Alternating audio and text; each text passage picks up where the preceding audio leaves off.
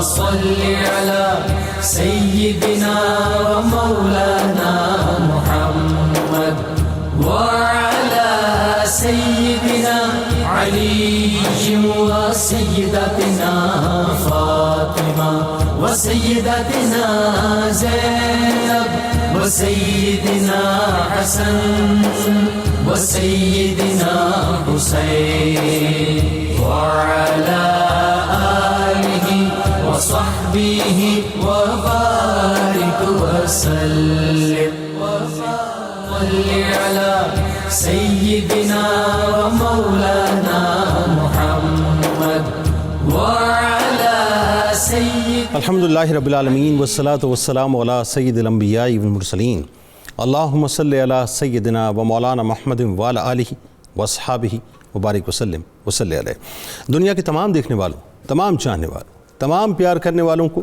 اور جہاں جہاں تک اس وقت میری آواز کو سنا اور مجھے دیکھا جا رہا ہے، جنید اقبال کی جانب سے انتہائی محبت کے ساتھ السلام علیکم۔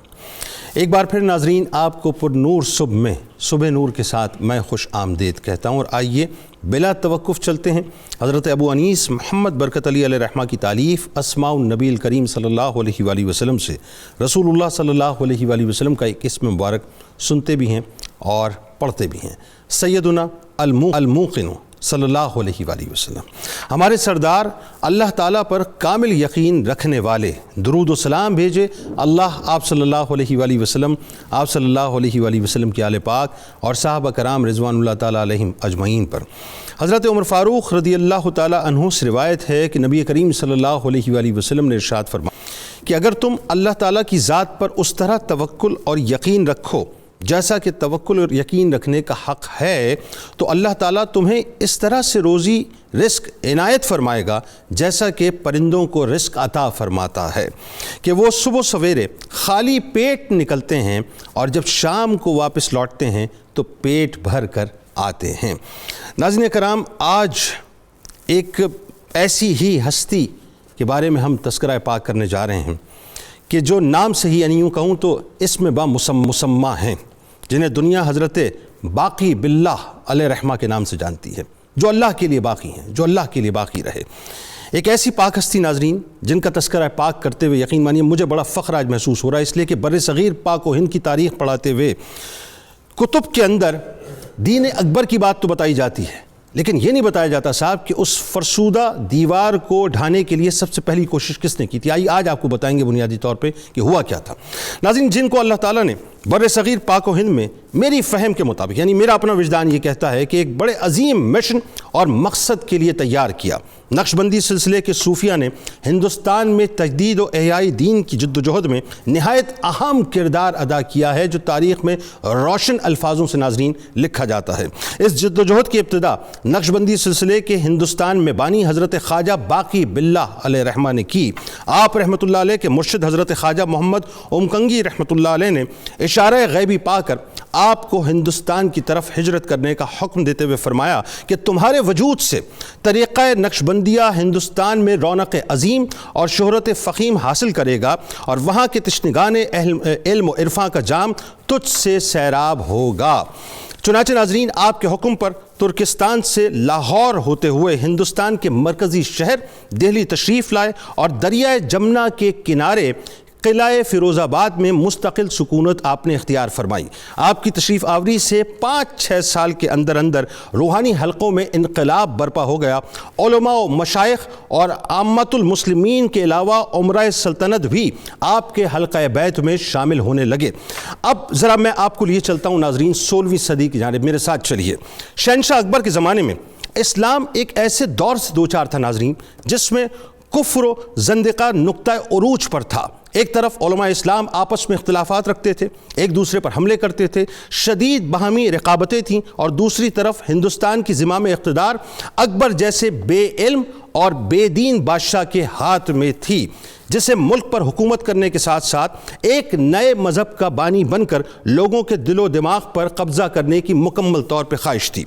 دین اکبری کیا تھا ناظرین، یہ بنیادی طور پہ سمجھنا ضروری ہے، اور یہ جب سمجھ آ جائے گی بات تو آپ کو یہ سمجھ میں آئے گا کہ حضرت خواجہ باقی باللہ علیہ رحمہ کا کردار بنیادی طور پہ کیا ہے۔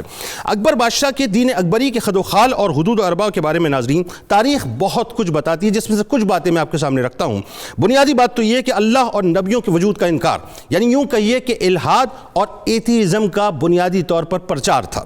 اس نئے دین میں قرآن و سنت کی تعبیر و تشریح کی اس اتھارٹی اور ڈھانچے کو مسترد کر دیا گیا تھا جو 1000 سال پہلے مسلمہ طور پر چلی آ رہی تھی۔ اکبر بادشاہ کو اولو الامر اور مجتہد مطلق کا خطاب دے کر یہ اختیار دے دیا گیا تھا کہ وہ قرآن و سنت کی جو تعبیر چاہے معاذ اللہ، جو تشریح چاہے وہ اپنے طور سے کر دے۔ اب وہی اس معاملے میں اتھارٹی کی حیثیت رکھتا تھا۔ گویا قرآن و سنت کی تعبیر و تشریح کے لیے اہل علم اور اہل فقہ کی بجائے اقتدار کی قوت جن کے پاس تھی ان کو معیار قرار دیا گیا، اور اسی بنیاد پر اکبر بادشاہ نے دین الہی کو تشکیل دیا۔ دوسری بات، اسلامی عقائد کے مسلمہ دائرے کو توڑ کر مختلف مذاہب کے عقائد کو اس میں شامل کر لیا تھا، جس کے تحت اللہ تعالیٰ کی عبادت کے ساتھ ساتھ سورج کو سجدہ کرنا، بادشاہ کو سجدہ کرنا، آگ اور پانی اور درخت اور گائے کو پوجنا جائز قرار دیا گیا تھا۔ یعنی یوں سمجھ لیجئے کہ مذہب جو ہے وہ ایک مکمل طور پر تماشا بن چکا تھا۔ اس کے علاوہ داڑھی منڈوانا، غسل جنابت نہ کرنا، ختنہ کی رسم کو بیکار اور باعث آزار سمجھ کے معاذ اللہ ترک کر دینا دین الہی کے ماننے والوں کی شناخت قرار پائی تھی، اور ہندو مذہب سمیت دوسرے مذاہب کے بعض عقائد و اعمال کو اس کا مکمل طور پہ حصہ بنا دیا گیا تھا۔ حلال و حرام کا جو مسلمہ دائرہ تھا اس کو ختم کر دیا گیا تھا، شراب کو، زنا کو، سود کو، ہر چیز کو جائز اور حلال قرار دے دیا گیا تھا۔ علماء کرام اور فقہاء عظام اور اہل دین کی صرف نفی ہی نہیں کی گئی تھی بلکہ ان کی توہین، استہزاء، کردار کشی اور ان کے خلاف نفرت پھیلانے کے لیے باقاعدہ دین الہی کو استعمال بھی کیا گیا اور اس کو ایک اہم حصہ بھی بنایا گیا۔ اس پرآشوب دور میں ناظرین ایک بزرگ ہستی، کیونکہ علماء اس زمانے میں 4 حصوں میں بٹے ہوئے تھے۔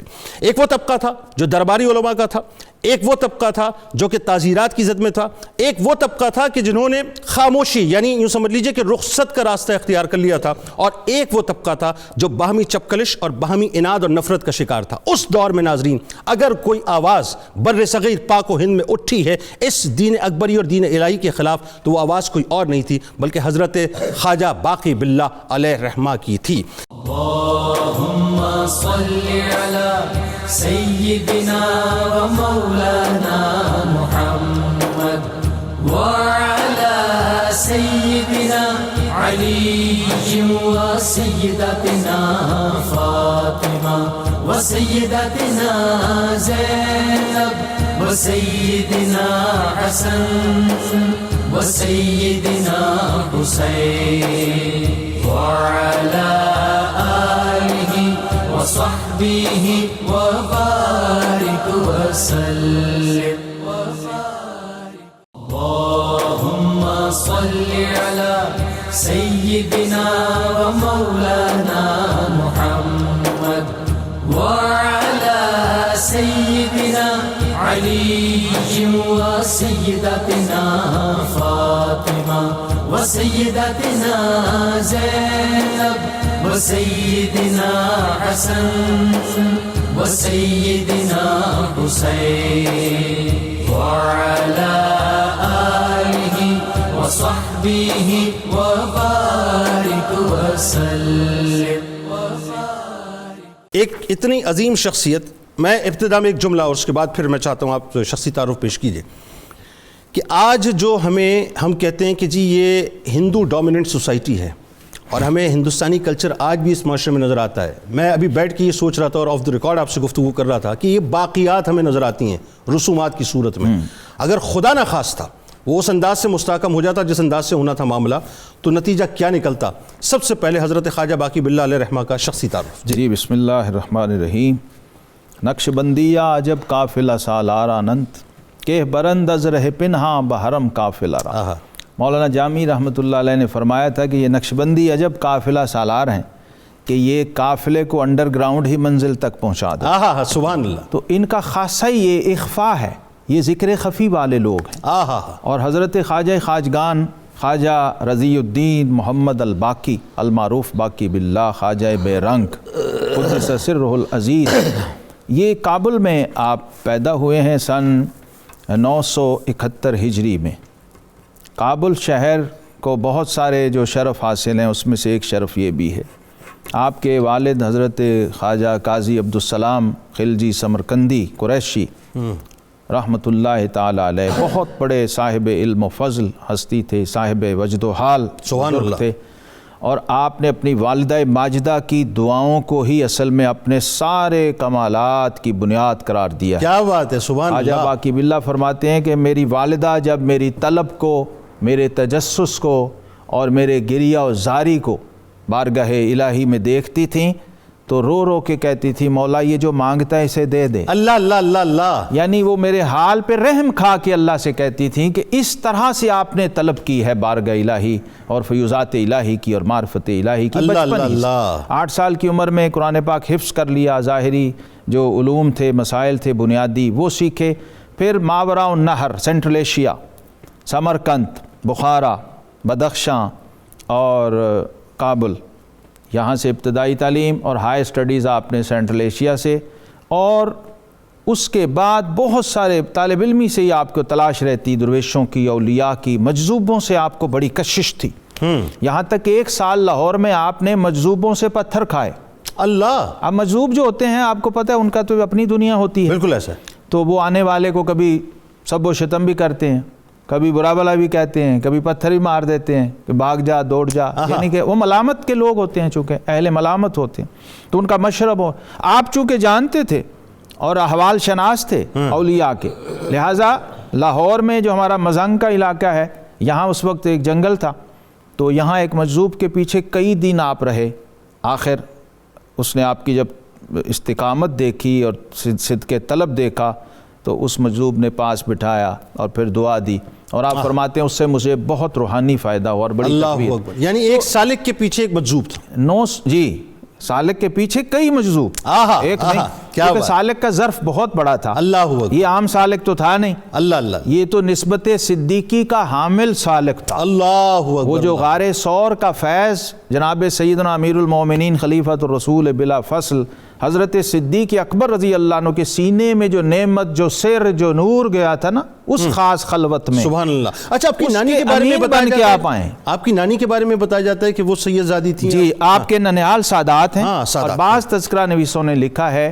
کہ آپ دونوں طرف سے نسبت سادات حسینی سبحان اللہ، حامل ہیں، لیکن چونکہ اخفاء غالب تھا، مجھے یہ لگتا ہے ذوقاً کہ آپ نے نسب کی اس فضیلت کو زیادہ ہائی لائٹ کرنا مناسب نہیں سمجھا، آپ کا ذوق تھا۔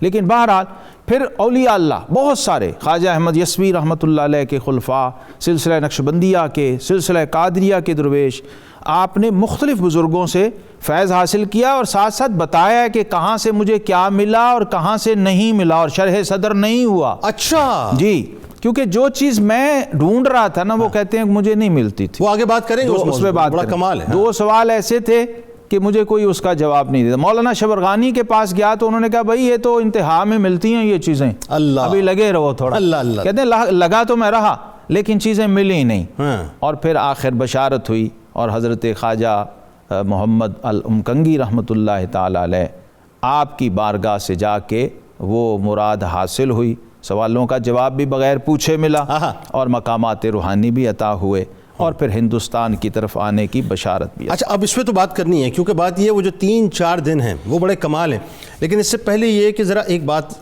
کابل میں پیدائش ہو رہی ہے، بلخ سے کشمیر، کشمیر سے دہلی، دہلی سے پھر اس کے بعد بخارا، بخارا سے پھر جو ڈپیوٹ کیا پیر و مرشد نے، آپ لاہور کے راستے سے دہلی آ گئے اور فائنل ڈیسٹینیشن آپ کی ٹوٹل 40 برس آپ کی عمر، اب اس میں تعلیم و تربیت بھی، ذرا تعلیم و تربیت پہ بات کرتے ہیں پھر آگے بڑھتے ہیں۔ جی، بسم اللہ الرحمن الرحیم۔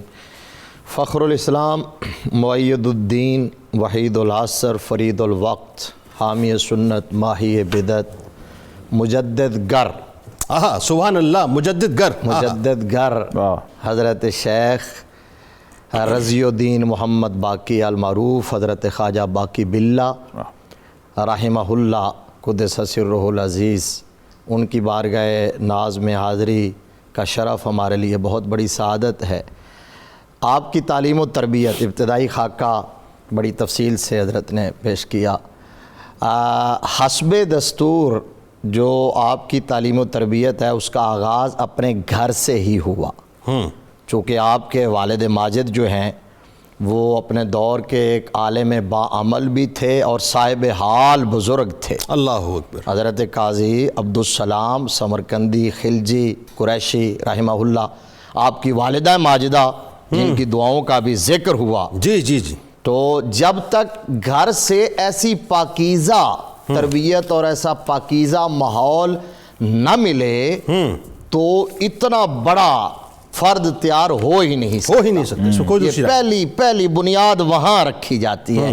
وہ اقبال نے کہا تھا نا کہ سیرت فرزند ہا از امہات، جوہر صدق و صفا از امہات۔ کہا کہ یہ اولاد کا جو کردار بنتا ہے، جو کریکٹر ڈیویلپ ہوتا ہے، تو وہ ماں کے کردار سے ہوتا ہے۔ ماں ام الخیر فاطمہ ہو تو بیٹا عبد القادر جیلانی ہوتا ہے، ماں سیدہ کائنات فاطمہ ہو تو بیٹا حسین ابن علی ہوتا ہے۔ سبحان اللہ سبحان اللہ۔ تو یہ باپ کی تربیت اور ماں کی دعاؤں کا اثر تھا۔ وہاں سے آغاز ہوا۔ 8 سال میں، صرف 8 سال کی عمر کے اندر آپ نے حفظ قرآن کی سعادت حاصل کر لی، اور پھر جب آگے بڑھے تو کابل کے ایک بہت بڑے اپنے دور کے استاذ عالم تھے حضرت علامہ محمد صادق حلوائی، ان سے آپ نے شرف تلمذ حاصل کیا۔ اب ان سے آپ نے جو مروجہ علوم تھے وہ پڑھنا شروع کیے، اور اپنے جو حلقہ درس میں شامل لوگ تھے ان میں بڑے نمایاں تھے، اپنی استاذ کی توجہ حاصل کرنے میں کامیاب ہو گئے۔ ظاہر ہے صاحب نظر بندہ جو ہے وہ جوہری ہیرے کو پہچان لیتا ہے۔ تو آپ نے فقہ میں، حدیث میں، تفسیر کے اندر اس طرح مہارت اتنی جلدی حاصل کی، لیکن اس میں آپ اتنے مستغرق رہتے تھے کہ ایک درویش سے سامنا ہو گیا اور اس کی نظر پڑی نا کہ کتابوں میں آپ بالکل مستغرق تھے، تو پھر اس نے چوٹ لگائی اور اس نے کہا کہ در کنز و ہدایہ نہ تواں دید خدارا، آئینہ دل بیں، آئینہ دل بیں کہ کتاب بہ عظیم نیست۔ اس نے کہا کہ جناب یہ کنز اور ہدایہ میں خدا نہیں ملتا، یہ ہماری کتابیں ہیں درس نظامی کی اور فقہ کی بڑی معرکۃ الآراء دونوں کتابیں ہیں، کنز الدقائق اور ہدایہ، یہ اسلامک لا کی کتاب ہے۔ تو وہ اس نے کہا کہ یہ کنز اور ہدایہ کی جو گتھیاں ہیں اور اس کے جو مشگافیاں اور علمی نکات ہیں، خدا ان میں نہیں ملتا۔ اگر اللہ کو ڈھونڈنا ہے تو پھر آئینہ دل پہ نگاہ ڈالو، اس سے بہتر کتاب کوئی نہیں۔ اللہ اکبر اللہ۔ اس طرح مولانا روم کو کہا تھا کہ 100 کتاب و 100 ورق در نار کن، روئے دل را جانب دلدار کن۔ تو یہاں سے پھر آپ کا وہ ٹرننگ پوائنٹ ہے، پھر آپ کی زندگی کا ایک جو مقصد تھا وہی بدل گیا، یعنی اب آپ باقی باللہ بننے جا رہے ہیں۔ پھر آپ وہاں سے آغاز ہو گیا، پھر آپ ڈائیورٹ ہو گئے دوسری طرف، یعنی ظاہر علوم تو آپ نے حاصل کر لیے تھے، پھر قدرت نے جس مقصد کے لیے آپ کو پیدا فرمایا تھا، جو کام آپ سے لینا تھا، جس کے لیے آپ تشریف لائے تھے اور مختصر پیریڈ کے لیے تشریف لائے تھے، اب اس طرف سفر کا آغاز ہوا۔ جب یہ کہا تو پھر آپ کے اندر ایک الاؤ بھڑک اٹھا اور ایک تجسس اور طلب اور تڑپ، اور اس میں پھر اتنے زیادہ آپ متجسس تھے اور مخلص تھے کہ وہ پھر کیفیت والدہ سے دیکھی نہ جاتی تھی، اور پھر والدہ یہ رو رو کے گڑ گڑا کے دعائیں مانگتی تھی کہ یا اللہ یہ میرے بچے کو اس کی منزل عطا کر دے، اور یہ جملہ ماں کہہ رہی ہے کہ یا پھر مجھے اٹھا لے، کیونکہ مجھ سے اپنے بچے کا درد کرب اور گریہ دیکھا نہیں جاتا۔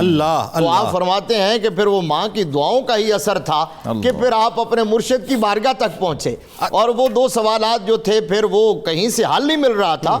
تو حضرت خواجہ عبید اللہ احرار رحمت اللہ تعالی علیہ جیسی ہستی جو ہیں، انہوں نے خواب میں دیدار عطا فرمایا تھا، اور انہوں نے کہا تھا کہ جہاں سے ان 2 سوالوں کا جواب مل جائے گا نا، بس سمجھ لینا کہ وہی آپ کا مرشد ہے۔ اچھا اب بات یہ ڈاکٹر صاحب، اس میں مرشد کی تلاش کے لیے آپ نے کئی اسفار کیے۔ آپ حضرت امیر عبداللہ بلخی رحمۃ اللہ علیہ کی بارگاہ میں بھی گئے، آپ بابا ولی رحمۃ اللہ علیہ کی بارگاہ میں بھی گئے، آپ حضرت شیخ الہ بخش تنبلی علیہ رحمہ کی بارگاہ میں بھی گئے، اور پھر وہاں سے ہوتے ہوتے جو بات پہنچی، یعنی قطب عالم سے نکلتے ہوئے آپ مولانا خواجگی رحمۃ اللہ علیہ کی بارگاہ، فائنلی جو آپ کی ڈیسٹینیشن تھی وہ یہ تھی۔ ذرا لوگوں کو یہ جو آپ کا روحانی اور مقام ہے خاص طور پہ، اور یہ جو روحانی سفر ہے طلب مرشد کے لیے، یہ ذرا بتائیے۔ جی بہت عمدہ بات ہو رہی ہے۔ اصل میں جو سینٹرل ایشیا میں حضرت خواجہ بہاؤالدین نقشبند رحمہ اللہ آپ کی جو حیثیت ہے، آپ کے فیض سے بر صغیر میں وہی مقام آپ کا ہے، سبحان اللہ۔ اور آپ کی سیرت کے بہت سارے ایسے پہلو ہیں جن سے آج ہمیں سبق سیکھنے کی ضرورت ہے۔ مثال کے طور پہ 4 آپ کے پہلو جن پہ میں گفتگو کرنا چاہوں گا، جن میں سب سے بنیادی طور پہ وہ ہے اخفا۔ آپ کی ذات نے اپنے آپ کو جس انداز میں اخفا میں رکھا، وہ حدیث پاک میں ہے نا، نبی اکرم صلی اللہ علیہ وآلہ وسلم آپ نے ارشاد فرمایا ان اللہ یحب العبد التقی الغنی الخفی۔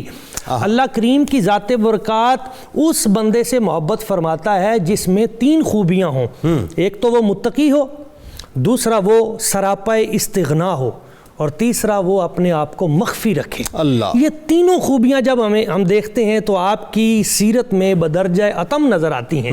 آپ لاہور سے دلی کی طرف جا رہے ہیں، رستے میں دیکھا ایک مسافر لاغر و کمزور، اس کو اپنے گھوڑے پہ بٹھاتے ہیں، اپنے چہرے پہ کپڑا ڈال لیتے ہیں، دلی پہنچ کے اس کو اتار کے خود بیٹھ جاتے ہیں تاکہ کسی کو پتہ نہ چلے۔ اللہ اللہ، آپ دیکھتے ہیں کہ اس طرح اپنا یہ جو پیروں کے ہاں اور یہ خاص بات ہوتی ہے، آپ کے پاس مرید آتے ہیں اور آپ فرماتے ہیں بھائی میرے پاس نہ آؤ، جاؤ حضرت مجدد پاک کے پاس، اور یہ ان کا انداز تھا، ان کے پاس اپنے آپ کو اخفا میں رکھنا، پیچھے رکھنا، ان کے پاس جائیں، اس طرح اپنے آپ کو چھپانا۔ ایک شخص آیا خراسان سے، وہ حضرت خواجہ قطب الدین بختیار کاکی رحمہ اللہ آپ کے مزار پہ کافی عرصہ اس نے گزارا۔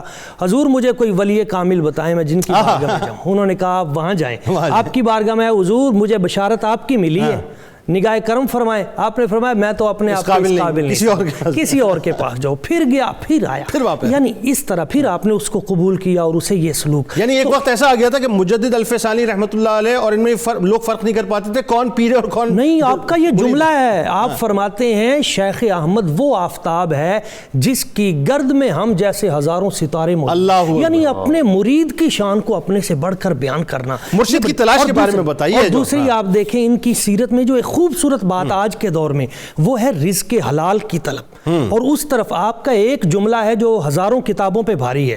آپ فرماتے ہیں فعل حرام از نتیجہ لقمہ حرام است۔ اگر تم سے کوئی حرام کا فعل صادر ہوتا ہے تو وہ در حقیقت میں لقمہ حرام کا نتیجہ ہوتا ہے، یعنی جو آپ کھاتے ہیں اگر وہ حلال ہے تو آپ سے تہجد، وظائف، درود پاک، یہ ساری چیزیں۔ اگر آپ کا کھانا پینا ٹھیک نہیں ہے تو پھر عمل حرام آپ کے ساتھ ہوں گے۔ اللہم صلی علی سیدنا و مولانا محمد وعلی سیدنا علی و سیدتنا فاطمہ و سیدتنا زینب و سیدنا حسن و سیدنا حسین وعلی آلہ وصحبہ وبارک وسلم۔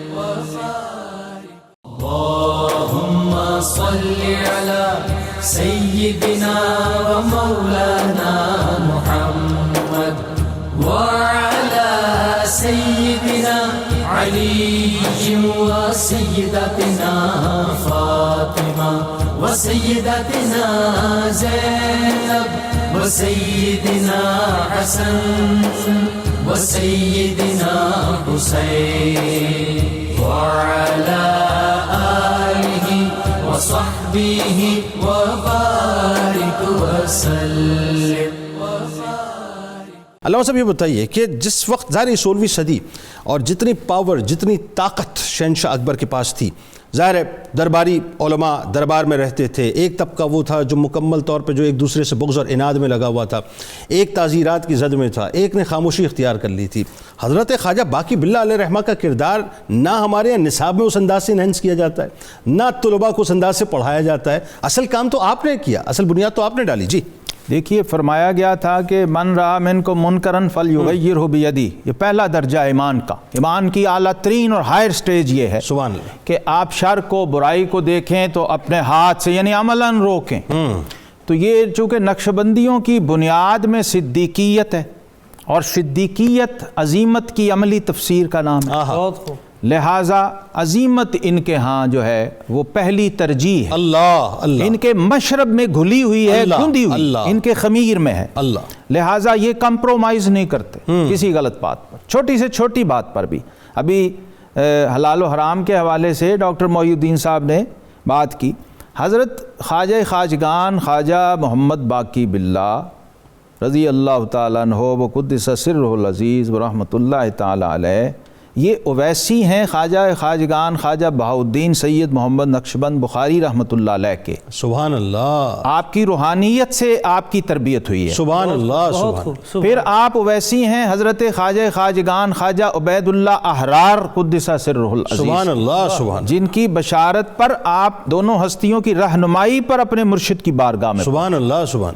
خواجہ خواجگان ڈاکٹر صاحب, میں چاہ رہا تھا آج یہ نقشبندی لنگر چلا جائے. بہت عمدہ. حضرت شاہ نقشبند کا فرمان سنیے, ان کا معیار و سٹینڈرڈ کیا ہے, چیزوں کو یہ چیک کیسے کرتے ہیں. سبحان اللہ. حلال حرام تو بہت اوپر کی چیز ہے. بہت خوب. ان کی رسائی اور اپروچ یہ ہے کہ اگر کوئی بی بی اپنے کچن میں ہنڈیا پکاتے ہوئے چمچہ ذرا غصے اور ناگواری میں ہلا دے اس میں, اللہ اللہ اللہ اللہ. تو وہ کھانا بھی باطن میں ظلمت پیدا کرتا ہے. اللہ اللہ اللہ اللہ. اس حد تک جو یہ اپروچ ہے, یہ اپروچ. اللہ. اگر آپ اس, اور خواجہ باقی باللہ رحمۃ اللہ نے کبھی وہ کھانا نہیں کھایا جو کسی غیر سالک یا غیر صوفی کے ہاتھ سے پکا ہو. ہائے ہائے ہائے ہائے.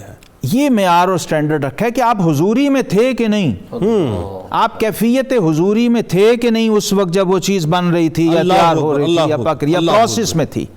یہ معیار تربیت تھا. تو خواجہ باقی باللہ رحمۃ اللہ تعالیٰ علیہ کہتے ہیں, خود میں بخارا میں حضرت خواجہ بہاؤالدین نقشبند رحمۃ اللہ کے مزار پہ حاضر تھا مراقبے کی کیفیت میں, تو آپ نے مجھے فرمایا کہ باقی باللہ جلدی کرو, دیر ہو رہی ہے. فوراً ہمارے خلیفہ ہیں ان کے پاس پہنچو, اور وہ جو نسبت صدیقی ہے اللہ, جو اللہ نے ہمیں عطا کی بارگاہ صدیق اکبر رضی اللہ تعالی عنہ سے اللہ، چلتی ہوئی اللہ. ہم تک آئی, اور آج ہمارے وہ خلیفہ اعظم اور اکمل کے پاس ہے جو حضرت خواجگی علمکنگی رحمۃ اللہ تعالی علیہ, تم جلدی ان کے پاس پہنچ جاؤ اللہ، اور وہ نعمت لے کے تم نے امانت آگے منتقل کرنی. اللہ اکبر. یعنی مجدد الفسانی علیہ رحمۃ کے حوالے سے اشارہ ہو گیا. یہ بیس بن رہی, بیس بن رہی ہے. دین الہی کو کاؤنٹر کرنے کے لیے بھی اسی لیول کی مضبوط بنیاد یہ چاہیے. بڑی تاریخ جاری ہے اس وقت لوگوں جی کے ساتھ. یہ ہے بنیاد.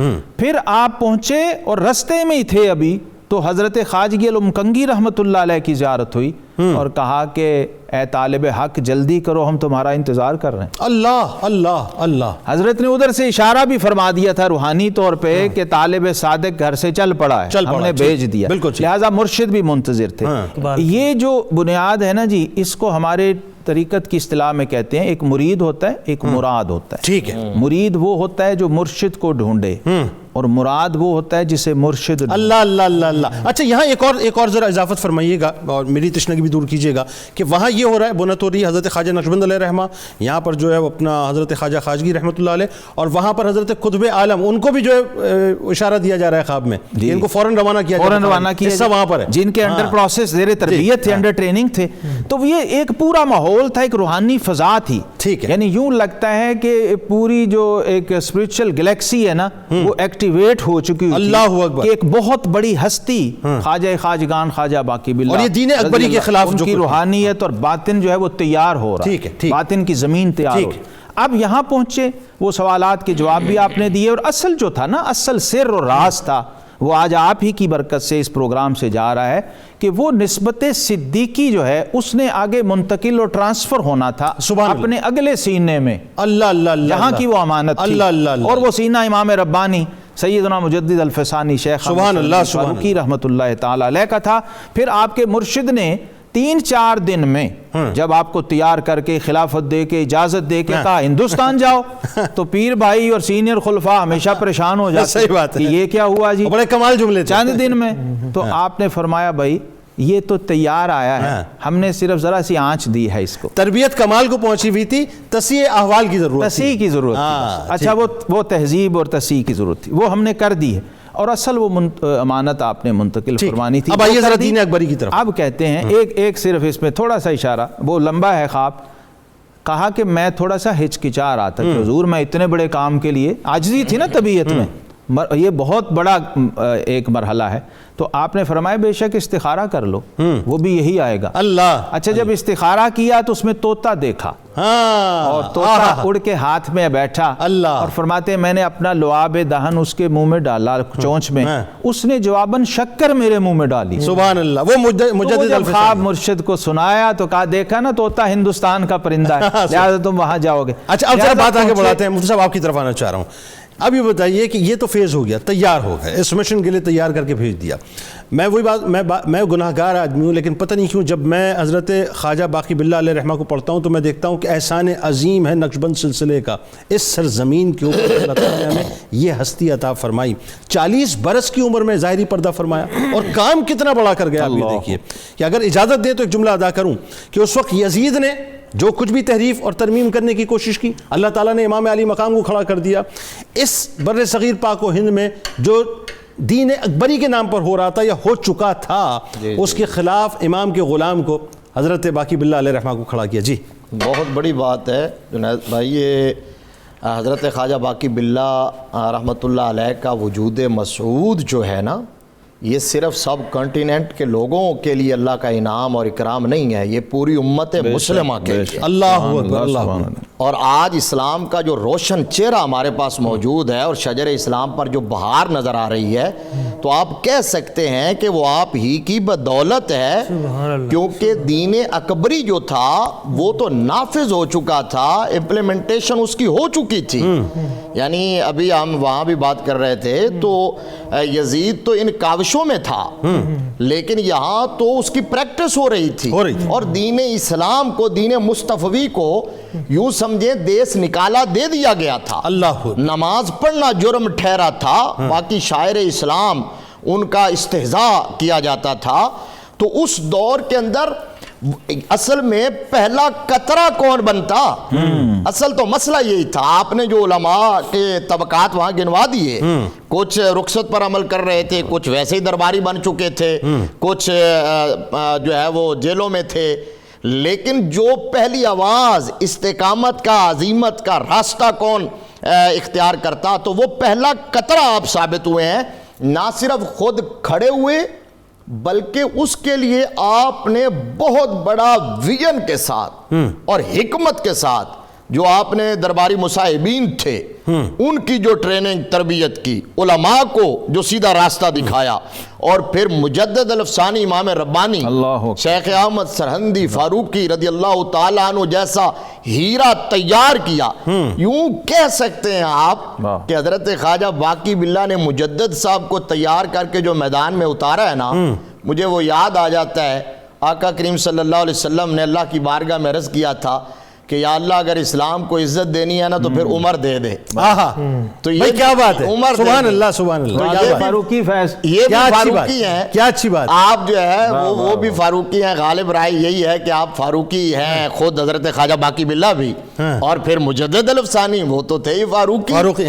تو یہ اچھا, یہ وَمَكَرُوا یعنی یوں کہیے کہ صدیقی فیض نے فاروقی فیض کو ساتھ ملایا, اور اس کے بعد جو ہے ناموس اسلام, ناموس دین اور ناموس رسالت کی جو ہے محافظت کا کام. خوبصورت آپ نے ایسا ہی ہے. اللہم صلی علی سیدنا و مولانا محمد وعلی سیدنا علی و سیدتنا فاطمہ و سیدتنا زینب و سیدنا حسن و سیدنا حسین وعلی آلہ و صحبہ و بارک وسلم. اللہم صلی علی سیدنا و مولانا محمد وعلی سیدنا علی و سیدتنا فاطمہ و سیدتنا زینب و سیدنا حسن و سیدنا حسین وعلی آلہ و صحبہ و بارک وسلم. آپ کی جو شخصیت کی عاجزی اور انکساری ہے، یعنی میں جب وہ واقعہ لاہور کے قحط کا پڑھتا ہوں میں عجیب ہو جاتا ہوں کہ لاہور میں قحط پڑا اور آپ نے کیا کردار ادا کیا وہ، اور پھر وہ جو بلی والا واقعہ، ذرا لوگوں کو بتائیے، دو بڑے کمال واقعات ہیں۔ یہ بڑی بنیادی چیز ہے۔ آپ دیکھیں کہ اللہ کی مخلوق کی خدمت یہ اتنا بڑا کام ہے جو آتا ہے نا، تخلقوا باخلاق اللہ۔ یہ جو باقی باللہ آپ کو کہا جاتا ہے وہ بھی یہ ہے کہ اللہ کریم کے اخلاق عالیہ جو ہیں ان کو جب اپنا لیا جائے تو وہ الودود اس کا نام ہے۔ اللہ کریم کے جو اسماء ہیں ان میں الرحیم ہے، الغفور ہے، یہ سارے اسماء، تو ان کی صفات عالیہ جب انعکاس کرتی ہیں بندے کے وجود پہ، تو پھر اگر ان کو کوئی اپنے وجود میں سموتا ہے تو پھر خواجہ باقی باللہ بنتا ہے۔ اب وہاں پہ آپ دیکھیں ادھر اکبر بادشاہ کے سامنے جو صفت قہار و جبار ہے اس کی روشنی میں آپ چل رہے ہیں، اور ادھر جب آپ آرام کر رہے ہیں اور تہجد کے وقت اٹھتے ہیں اور ایک بلی آپ کے لحاف میں سخت سردی کی وجہ سے وہ سو جاتی ہے اور آپ دوبارہ وہاں پہنچتے ہیں اور دیکھتے ہیں کہ بلی آرام کر رہی ہے، تو اس وقت مخلوق خدا پہ شفقت و رحمت اس انداز میں، یہ صوفیاء کا خاصہ ہے۔ آپ انتظار میں ہیں اور پھر رات نہیں سوتے، اور فجر کی نماز کے بعد جس وقت آپ دیکھتے ہیں وہ بلی خود اٹھ کے چلی جاتی ہے، پھر آپ لیٹتے ہیں اور پھر خواب میں آپ کو دکھایا جاتا ہے کہ ایک اعلیٰ خوبصورت موتی آپ کی ہتھیلی پہ رکھا گیا۔ ایک دن آپ نے حضرت مجدد الفسانی رحمہ اللہ ان کو بلایا نا، جب وہ آئے تو آپ نے ان کو بتایا کہ میں نے یہ جو بلی والا خواب دیکھا تھا نا، اس کے بعد میں نے یہ بلی والا تو عمل تھا، ایک موتی جو خواب میں دیکھا تھا۔ فرمایا پتہ وہ موتی کون تھا؟ جی حضور۔ فرمایا وہ آپ ہی ہو۔ اللہ اکبر، اللہ اکبر۔ تو یہ ہے خدمت خلق کا جو رزلٹ اور نتیجہ اللہ کریم کی بارگاہ سے۔ اسی طرح آپ دیکھتے ہیں ایک بیوی آتی ہے آپ کی بارگاہ میں اور آ کے عرض کرتی ہے کہ حضور میرا بیٹا چھت سے گر گیا ہے اور ڈاکٹروں نے جواب دے دیا کوئی حال نہیں، تو وہ بالکل قریب المرگ ہے۔ تو اس وقت آپ نے کیا کیا، ایک طب کی کتاب اٹھائی اور اسے کھول کے دیکھنے لگے اور فرمایا ہاں اطباء کے ہاں یہ ہے کہ یہ بچ جائے گا، یعنی ظاہر نہیں کیا کہ یہ میری دعا کی وجہ سے، یہ کہ اس کی وجہ سے۔ تو یہ دیکھیں آپ کا کہ اپنے آپ کو اخفاء میں رکھنا اور خدمت خلق، اور آپ کی تعلیمات میں جو ایک خوبصورت چیز ہے، آپ لوگوں سے فرمایا کرتے تھے کہ یہ بتائیے یہ جو روزہ ہے یہ کیا ہے؟ حضور روزہ ہے رکنے کا نام، تو آپ فرماتے تھے اللہ کریم کھانے پینے سے پاک ہے۔ اللہ اکبر۔ وہ یہ چاہتا ہے کہ میرے بندو تم بھی کچھ دیر تو ایسے رہو نا، تو جس وقت تم یہ رہو گے تو اللہ کریم کی یہ جو صفت ہے کھانے پینے سے پاک ہونا، جب تم رہو گے تو پھر اس کی تجلیات تمہارے قلب پہ منعکس ہوں۔ اللہ۔ اور یہ جو قیام اللیل ہے، آپ فرماتے تھے یہ رات کو کھڑے ہونا اور جاگنا، آخر اس میں کیا ہے؟ فرمایا اس لیے کہ اللہ کریم سونے سے اور اونگ سے پاک ہے۔ اللہ۔ تو فرمایا تم بھی ذرا جاگو، تمہارا رب جو جاگتا ہے، تو جس وقت اس کی وہ صفت تمہاری طرف متوجہ ہوگی تو پھر تمہارے اندر یہ بھی باقی، یعنی اس میں با مسمى، اس میں با مسمى، اس میں کوئی دوسری رائے نہیں ہے۔ علامہ صاحب ایک بات جو مطلب ظاہر آپ کے خاندان والے بڑے عہدوں پہ قیاس یہ کیا جاتا ہے کہ آپ کے والد گرامی بھی شاید مطلب جج قاضی تھے، جی قاضی تھے نا۔ قاضی ان کے نام۔ اب بات یہ ہے کہ جو اعلیٰ عہدوں کی طلب اس اعتبار سے تھی کہ ہمارا بیٹا بھی جو ہے وہ اعلیٰ عہدے پہ آئے، لیکن وہی بات ہے قدرت نے بنت آپ کی، قدرت نے اس سے بھی اعلیٰ عہدہ رکھا، اس سے اعلیٰ عہدہ رکھا۔ بتائیے نظر آئیے۔ تو دیکھیے جنید صاحب، خواجہ باقی باللہ رحمۃ اللہ تعالی علیہ کی عمر کا یہ جو سارا تھوڑی سی عمر ہے، اور اس میں اتنے بڑے بڑے کام اور کارنامے کرنے کے لیے نا ترجیحات اور پرائرٹیز اللہ تبارک و تعالی خود ہی سیٹ کر دیتا ہے اس کے وجود میں۔ اللہ اکبر۔ اللہ۔ رومی کہتے ہیں کند ہم جنس با ہم جنس، کبوتر با کبوتر، باز با باز۔ تو حضرت خواجہ باقی باللہ رحمۃ اللہ علیہ کی مناسبت ان دنیاوی عہدوں سے تھی ہی نہیں۔ بقا باللہ کا جو عہدہ ہے یہ نام نہیں ہے آپ کا، یہ آپ کا لقب ہے، باقی باللہ، اور یہ آپ کا روحانی منصب ہے، اور یہ طریقت اور تصوف اور سلوک کی منزلوں میں سب سے بلند مقام۔ اللہ بقا باللہ، فنا فی اللہ کے بعد آتا ہے بقا باللہ، سبحان اللہ۔ اور یہ امت میں کم اولیاء کو ملا ہے۔ اللہ، امت میں چند گنتی کے اولیاء ہیں جو اس مقام بقا باللہ کو پہنچے ہیں۔ خواجہ باقی باللہ رحمۃ اللہ تعالی علیہ کے حوالے سے میں یہ بھی عرض کر دوں کہ آپ صاحب دیوان شاعر ہیں، اور آپ کی شاعری کا ایک ایک لفظ معرفت الہی میں گندا ہوا بھرا۔ حضور مجدد پاک رحمۃ اللہ آپ کی رباعیات کی شرح لکھی ہے، شرح رباعیات باقی باللہ، وہ چھپی ہوئی ہے۔ ان رباعیات اور اس دیوان میں ایک آپ کی مناجات کا شعر ہے، دیکھیے، بارگاہ الہی میں کہتے ہیں، مرا گرچے سراسر کار خام است، مفتی صاحب جی برابر فرماتے ہیں مرا گرچے سراسر کار خامس تمام امداں کے ای سودا تمام کہتے ہیں مولا میرا ہر کام اگرچہ ناقص ہے اور نامکمل ہے لیکن ہے کل اثاثہ یہی اللہ اللہ اللہ جو رکھ دی ہے تیری اللہ بات اللہ تو اس کو قبول فرما. پھر فرماتے ہیں کہ در راہ خدا جملہ ادب باید بود، اللہ کی راہ میں جب چلو تو سراپا ادب بن کے چلو. اللہ تا جاں باقیس در طلب باید بود، جب تک زندگی کی آخری سانس ہے طلب میں رہو. اللہ اور قطرہ قطرہ اگر بے قامت ریزن، اگر معرفت کا ایک ایک قطرہ بھی کر کے تمہاری زبان پہ اور تمہارے تالو میں اس کو ڈیلا جائے تو فرماتے ہیں کہ ہمارا گم باید کر دو در طلب باید بود. کہتے ہیں وہ سارے کا سارا پی کے بھی پھر حال میں مزید کا نعرہ لگانا. اللہ اکبر. یہ مشرب، یہ ظرف حضرت خواجہ باقی باللہ رحمۃ اللہ کو اللہ رب العزت نے عطا فرمایا ہے. آپ کا بہت شکریہ، آپ تینوں آپ کا تشریف لائے. آئیے جناب چلتے ہیں کتاب الشفا کی جانب. نئے کاروبار میں کامیابی کا وظیفہ بہت توجہ سے آپ سنیے. اگر کوئی شخص نیا کاروبار شروع کر رہا ہو تو 21 دن تک بلا ناغہ سورہ لقمان کی آیت نمبر 23 اول و آخر درود ابراہیمی کے ساتھ 313 بار پڑھ کر اللہ تبارک و تعالیٰ سے دعا مانگے، انشاءاللہ کاروبار میں یقینی کامیابی ہوگی.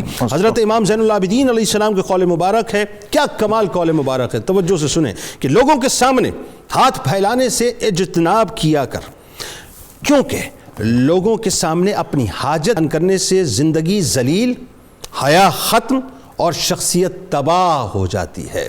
اللهم صل على سيدنا ومولانا محمد وعلى سيدنا علي وسيدتنا فاطمة وسيدتنا زينب وسيدنا حسن وسيدنا حسين وعلى آله وصحبه وبارك وسلم.